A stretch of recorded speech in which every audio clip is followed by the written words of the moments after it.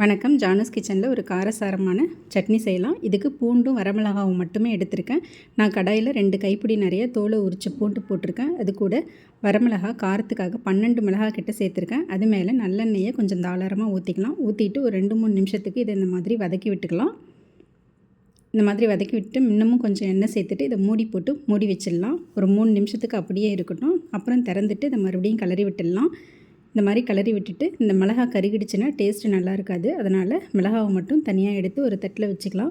அந்த மாதிரி வச்சுட்டு இந்த பூண்டை நல்லா வதக்கிக்கலாம். கொஞ்சம் கலர் மாறுற அளவுக்கு இந்த மாதிரி வதக்கி எடுத்துக்கலாம். அவ்வளோதாங்க, வதக்கியாச்சு. இதை நல்லா ஆற விட்டுட்டு இது கூட உப்பு சேர்த்து மிக்ஸி ஜாரில் போட்டு இந்த மாதிரி நைஸாக அரைச்சி எடுத்துக்கலாம். மிக்ஸி ஜாரை கழுவி கொஞ்சமாக தண்ணி சேர்த்துக்கலாம். இதில் கடுகு, உளுத்தம்பருப்பு, கருவேப்பிலை தாளித்து கொட்டியிருக்கேன். இந்த ஸ்பைசியான சட்னி இட்லி தோசைக்கெலாம் சூப்பராக இருக்கும். சட்டுன்னு செஞ்சிடலாம். பூண்டு உரிக்கிறதுக்கு தான் டைம் எடுக்கும், மற்றபடி ஈஸியாக செஞ்சிடலாம். தேங்க்ஸ் ஃபார் வாட்சிங்.